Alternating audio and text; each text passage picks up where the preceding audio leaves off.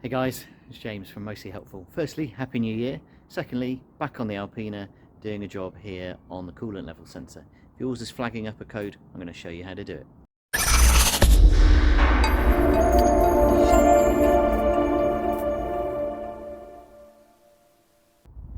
So this is my 92 Alpina B2.5 based on a 325i. And every now and then I've been getting this situation where I turn the ignition on. Let's just turn the immobiliser off. Sometimes it happens, sometimes it doesn't. And the check control's inactive at the moment, but it was telling me I've got a coolant level sensor problem. If we go to the front of the car, what we see is, actually, it's not loads of coolant, but there is definitely some in there. Need a torch, let me grab one. Says there is definitely some in there. It is the wrong colour though, so it needs changing anyway. And I think the sensor's gone and giving that false reading. I'll try and insert a bit of footage of it actually working. But next step is to get under the car, remove that coolant level sensor, and I'll show you where it is. So under the car, here we are. That is the passenger side on a right-hand drive car wheel. And then just up here is the bottom of the radiator. And this is our coolant sensor. It's just a simple electrical connector. And then this big sort of, big plastic nut that we need to undo there. So let's get that unhooked. So this cover just unclips, and then we've got two electrical terminals here, which I think, let's just get this out of the way. And then they just pull off like that. Oh, sorry. One, and then pull off two, like that. And then what we can then do is undo that, and then pull the sensor out. Now obviously we're going to lose a lot of coolant doing that. If you don't want to lose all your coolant, I suggest you put a catch pan or something to catch it, and you're quick. In my case, I want all the coolant to come out, so I've got myself a nice bucket that I'm going to drain all this pink coolant into, and then I'll be replacing with the new BMW stuff.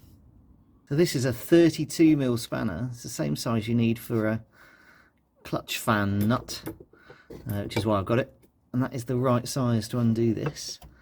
I kind of thought it would be finger tight, but it's not, so I'm having to do it this way, and clearly this spanner is massive and there is no room, so let me come back to you when that's done. That's now loosened up just enough, you can see it dripping. I'm going to now pull it all out. I can do it finger now, my fingers. The bucket in the right place, hope for the best.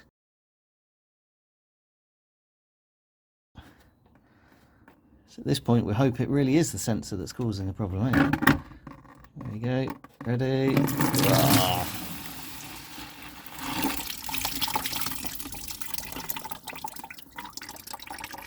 And that's our, I assume, dead sensor. Let me show you what a new one looks like. So here's our new sensor. This is a Febby Bilstein unit, part number 01789. I'll put a link in the description. As you can probably tell, I'm based in the UK, but this actually came from Amazon Germany, I think. A load of these parts for this era of E36 I can't get in the UK easily, so they come from Europe, which is very helpful. And that's our sensor. I think what happens is that this float bit that moves gets stuck, and certainly mine has just fallen off. So I think there was a problem with it. And then in addition to that, what we've also got is the genuine BMW coolant to get rid of that pink stuff. Make sure then that we've got the right stuff going into the cooling system. The other thing to note about doing this job, if you look down here, you can see where I've removed that sensor. All that is going to do is going to drain the contents of this expansion tank, which is on the side of the radiator here. To get the remainder of the fluid out, I'm going to have to drop one of the radiator hoses and get a bucket, probably this one down this side, and get a bucket under there and get the rest of that fluid out. So here now we've got the new coolant sensor on the left, and this is the old one on the right. I think what's happened on the old one is that has come away inside the expansion tank, and therefore once that's not sliding up and down, presumably the coolant sensor gives no reading, and that was the fault. On the new one, what we see is that cannot come apart, and I think what's happened is these pins have worn away at the top here. These coolant sensors aren't very expensive. I think it was £9, something like that, so not too bad.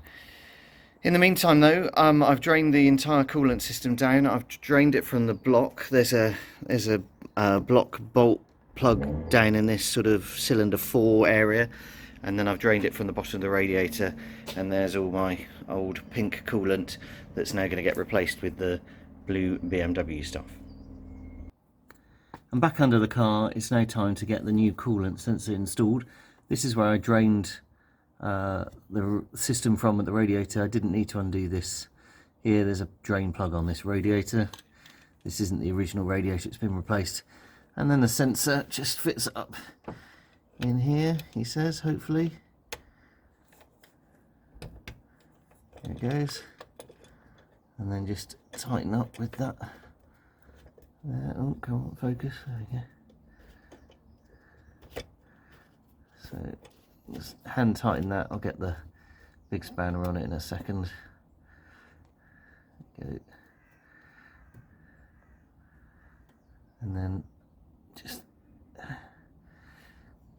So with that sensor now installed in here and tightened up with the spanner, it's just then a case of putting our cables back. I've reinserted the bullet connectors into this holder, and then that just clips on like that. There you go. There's a little bit of excess water where I've been topping up, but just keep an eye on that. So with that done, I've just taken the car for a little drive and just to clear any excess air around the system, and let's now check and see if that cooling level sensor issue on the internal computer is cleared. Let's have a look. No, because my check control is inactive. How frustrating.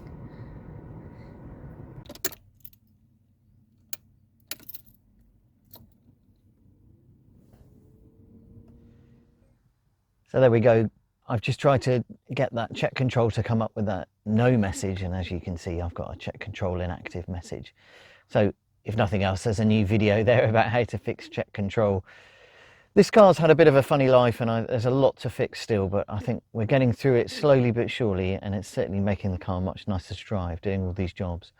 So that was our coolant level sensor. I hope that's helpful. If you like this content, do let me know. Do hit like. If you want more of this content, hit subscribe. It really helps the channel. And I look forward to coming to you in the next video very soon. Thanks and goodbye.